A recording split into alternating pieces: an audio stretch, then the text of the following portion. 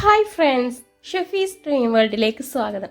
ഇന്ന് നമ്മൾ സ്പെഷ്യലായിട്ടൊരു ബിരിയാണി തയ്യാറാക്കുന്നുണ്ട്. നമുക്കൊരു സ്പെഷ്യൽ ഗസ്റ്റ് ഉണ്ട്, അവർക്കായിട്ടാണ് തയ്യാറാക്കുന്നത്. അപ്പോൾ ഇതെങ്ങനെ തയ്യാറാക്കുന്നത് നോക്കിയാലോ. 1 കിലോ ബിരിയാണി അരി വെച്ചിട്ടാണ് നമ്മൾ ബിരിയാണി തയ്യാറാക്കുന്നത്. അതിലേക്ക് 1/4 കിലോ ഉള്ളി എടുത്തിട്ടൊന്ന് കട്ട് ചെയ്തെടുക്കുന്നുണ്ട്. നമ്മൾ ഇതിൽ നിന്ന് തന്നെ തൈരിലേക്ക് കുറച്ച് മാറ്റി വെക്കും ഉള്ളി. ഇനി നമുക്കിതൊന്ന് നല്ല രീതിയിലൊന്ന് കട്ട് ചെയ്തെടുക്കാം. ഇനി ഇതിലേക്ക് നമുക്ക് കുറച്ച് ഇഞ്ചി, വെളുത്തുള്ളി, 4 പച്ചമുളകും ചേർത്തിട്ടൊന്ന് പേസ്റ്റാക്കി അരച്ചെടുക്കാം.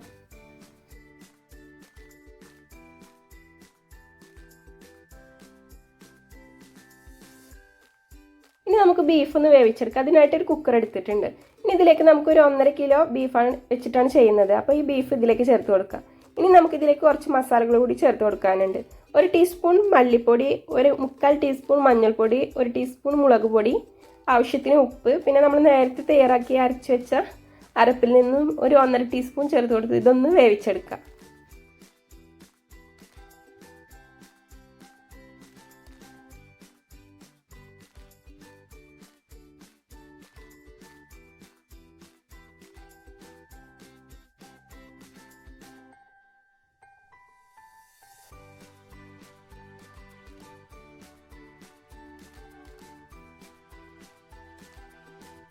നമുക്ക് ബീഫ് വേവുന്ന ടൈം കൊണ്ട് തന്നെ അരി വേവിച്ചെടുക്കാം. അതിനായിട്ട് നേരത്തെ തന്നെ വെള്ളം വെച്ചിട്ടുണ്ടായിരുന്നു. അതിലേക്ക് ഞാൻ ഉപ്പാണ് ചേർത്ത് കൊടുത്തിട്ടുള്ളത്. ആവശ്യത്തിനുള്ള ഉപ്പ് ചേർത്ത് കൊടുക്കുക. അതുപോലെ ഏലക്ക, ഗ്രാമ്പു, പട്ട, ബേ ലീഫ്, നമുക്ക് സ്പൈസസ് ഒക്കെ ചേർത്ത് കൊടുക്കുക ബിരിയാണിയിലേക്കുള്ള. അതുപോലെ ഞാൻ ഇതിലേക്ക് നമ്മൾ നേരത്തെ കട്ടിച്ചത് വെച്ച ചപ്പ്, പുതിന അതുപോലെ ചേർത്ത് കൊടുക്കുന്നുണ്ട്, കറിവേപ്പില.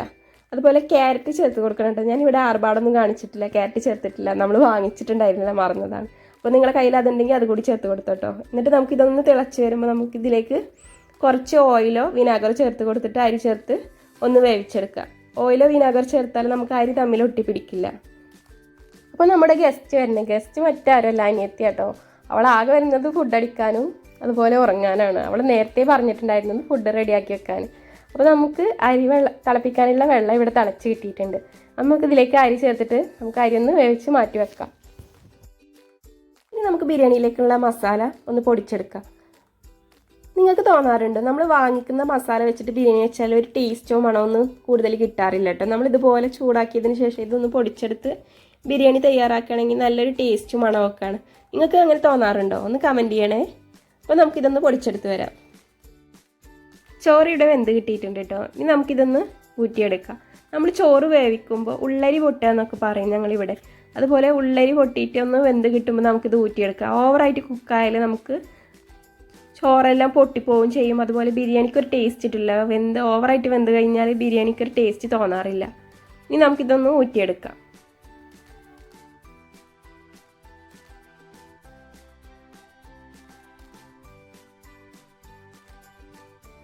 ബീഫ് ഇവിടെ വെന്ത് കിട്ടിയിട്ടുണ്ട് കേട്ടോ. ഇനി നമുക്ക് മസാല തയ്യാറാക്കാം. അതിനായിട്ടൊരു പാത്രം അടുപ്പത്ത് വെച്ചിട്ടുണ്ട്. ഇനി നമുക്കിതൊന്ന് ചൂടായി വരുമ്പോൾ ഇതിലേക്ക് നെയ്യ് ചേർത്ത് കൊടുക്കാം.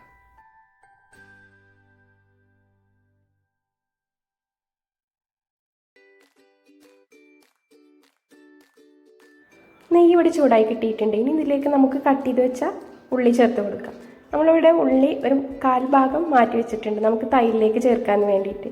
ഇനി നമുക്കതുകൂടി ചേർത്തിട്ട് ഇതൊന്ന് വഴണ്ടി വരുമ്പോൾ നമുക്കിതിലേക്ക് തക്കാളി ചേർത്ത് കൊടുക്കാം.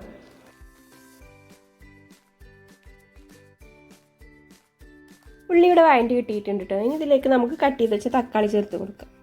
തക്കാളി ചേർത്ത് കൊടുത്തിട്ടുണ്ട്. ഇനി നമുക്കിതൊന്ന് നല്ല രീതിയിലൊന്ന് വഴറ്റിയെടുക്കാം. ഇനി ഇതിലേക്ക് നമുക്ക് കട്ട് ചെയ്ത് വെച്ച ചപ്പ്, പുതിന ചേർത്ത് കൊടുക്കാം.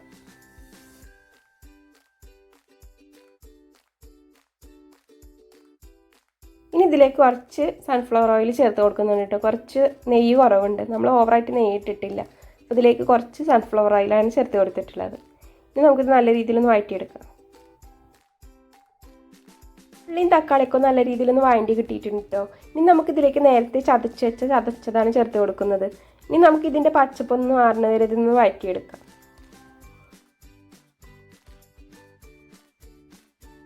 ഇതിലേക്ക് കുറച്ചുകൂടി ചപ്പ് ചേർത്ത് കൊടുത്തിട്ടുണ്ട് കേട്ടോ. കുറവായി തോന്നിയത് കൊണ്ട് കുറച്ചുകൂടി ചേർത്ത് കൊടുത്തിട്ടുണ്ട്. ഇനി ഇതിലേക്ക് നമുക്ക് ചേർത്ത് കൊടുക്കുന്നത് കുറച്ച് വിനാഗറൊന്ന് ഒഴിച്ചു കൊടുക്കുന്നുണ്ട്. ഇനി ഇതിലേക്ക് കുറച്ച് ബിരിയാണി മസാലയാണ് ചേർത്ത് കൊടുക്കുന്നത്. നമ്മൾ നേരത്തെ പൊടിച്ച് തയ്യാറാക്കിയ ബിരിയാണി മസാല ഒരു 4 സ്പൂൺ ചേർത്ത് കൊടുത്തിട്ടുണ്ട്.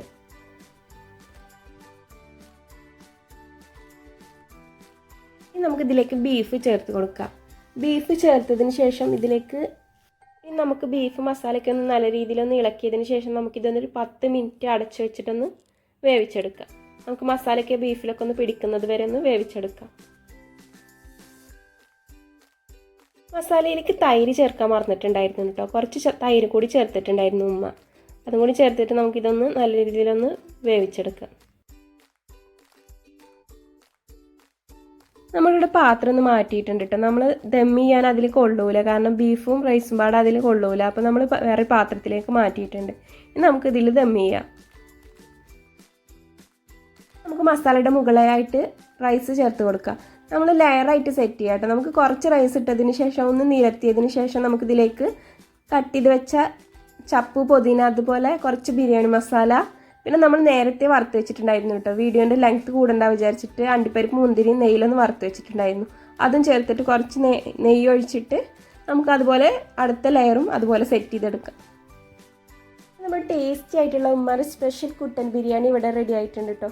നിങ്ങളെല്ലാവരും കമൻറ്റ് ചെയ്യണം. നിങ്ങളുടെ കമൻറ്റും വിലയേറിയ അഭിപ്രായങ്ങളാണ് എൻ്റെ മുന്നോട്ടുള്ള പ്രചോദനം. അപ്പോൾ വീഡിയോ ഇഷ്ടപ്പെട്ടാൽ ലൈക്ക് ചെയ്യാനും ഷെയർ ചെയ്യാനും കൂടെ സബ്സ്ക്രൈബ് ചെയ്യാനും മറക്കല്ലേ. മറ്റൊരു നല്ല വീഡിയോയുമായി വീണ്ടും വരാം.